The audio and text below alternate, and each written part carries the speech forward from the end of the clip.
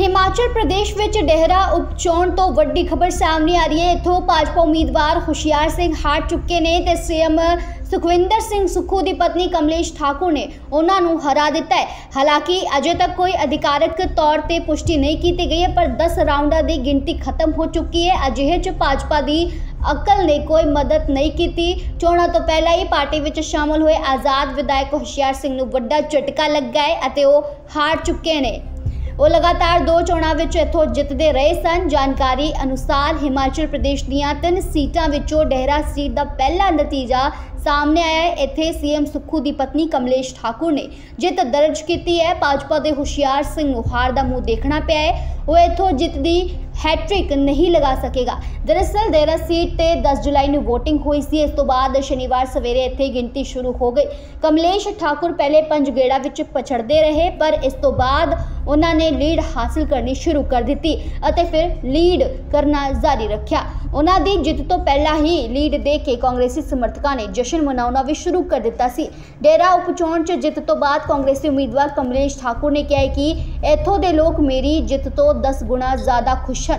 कड़कदी धुप विच जनता ने मेरा साथ दिता। डेरा वासियों ने जित का शगन दिता है।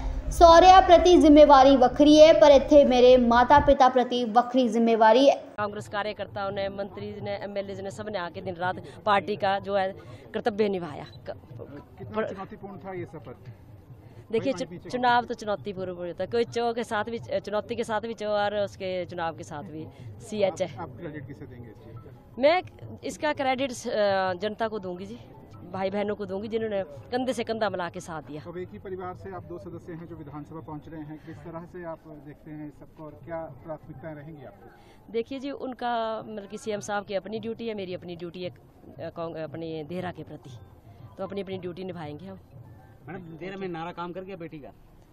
देख ही रहे हैं जी आप, जितना मेरे को शगन डाल रहे हैं मेरे मायके वाले। मुझे गर्व है उनके ऊपर। मैम, देहरा की ध्यान आप कमी तो रखेंगे देहरा के लिए? ये तो मैं ये बात थोड़ी बताऊंगी, ये तो मैं मायके के प्रति जो दूंगी मैं गुप्त रखूंगी इस चीज़ में। ये हिमाचल की जनता ने हमें 40 सीटें दी थी। 2022 के चुनाव में 40 सीटें दी थी। हमें 40 सीटों पर हमें दोबारा से जनता ने चुनाव जिताकर भेजा कि आपकी 40 सीटें, ये जनता ने तय किया। पर जिस प्रकार की राजनीति खरीदो फरोख्त हिमाचल की राजनीति में हुई है, उसका जवाब जनता ने दिया है। और ये सही संदेश भी है कि भविष्य में कोई भी राजनीतिक दल है इस प्रकार की खरीदो फरोख्त करने की हिम्मत नहीं करेगा, क्योंकि जनता हिमाचल की बड़ी जागरूक है और जागरूक मतदाता ने आज अपना फैसला सुनाया है। और 3 जो आज़ाद विधायक थे, इनको इस्तीफा देने की जरूरत नहीं थी, जिसमें से आज 2 चुनाव हार रहे हैं। एक पर हम थोड़े वोटों से पीछे चल रहे हैं, लेकिन मेरा मानना है कि इन 3 विधायकों को इस्तीफा क्यों दिया? ये तो आज़ाद विधायक थे, कांग्रेस पार्टी काम नहीं करती, भारतीय जनता पार्टी के साथ चले जाते, लेकिन जनता ने इनको भी सबक सिखाया। यही जनता की जीत है। जो देहरा में 5 चुनाव में लगभग 25 सालों बाद कांग्रेस जीती है, क्या 18 महीने की जो सुखविंदर सिंह सुक्खू की सरकार है उसको मैंडेट मिला? देखिए, देहरा उपचुनाव में मैंने अपनी सरकार की साख भी दांव पर लगाई थी और 25 साल से कांग्रेस पार्टी वहाँ चुनाव नहीं जीत पा रही थी। और जब कोई मुख्यमंत्री अपने परिवार के किसी सदस्य को चुनाव लड़ाता है तो उसकी साख पूरी दांव पर होती है। भारतीय जनता पार्टी ने पूरा जोर लगाया, पर मैं देहरा की जनता का भी धन्यवाद करना चाहता हूं कि उन्होंने अपने विवेक का परिचय दिया और निश्चित तौर पर वहां एक अच्छी जीत कमलेश ठाकुर जी की हुई है। मैं उनको भी बहुत बहुत शुभकामनाएं देना चाहता हूं। आपके साथ हिमाचल में पहले मुख्यमंत्री होंगे जिनके साथ उनकी पत्नी विधानसभा में जाएंगी, क्या उत्साह है?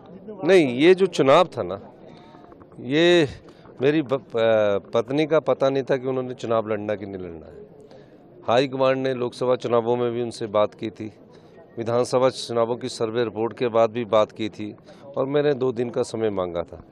तो मुझे सरकार के लिए विधायकों की जरूरत थी।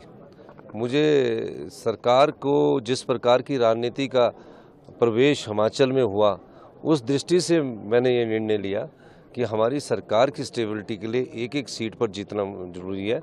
और मैंने इस दृष्टिकोण से देहरा से चुनाव लड़ने का निश्चय किया ताकि कांगड़ा की राजनीति में भी हम अब प्रवेश कर सकें और कांगड़ा में जो विधायकों की संख्या 9 थी उसको बढ़ाकर 10 कर सकें। बीजेपी का जो क्लेम था सरकार बदलेगी, क्या कहेंगे? देखिए, बीजेपी ने जनता को ठगा है और जनता को ठगने का ही काम कर रही है।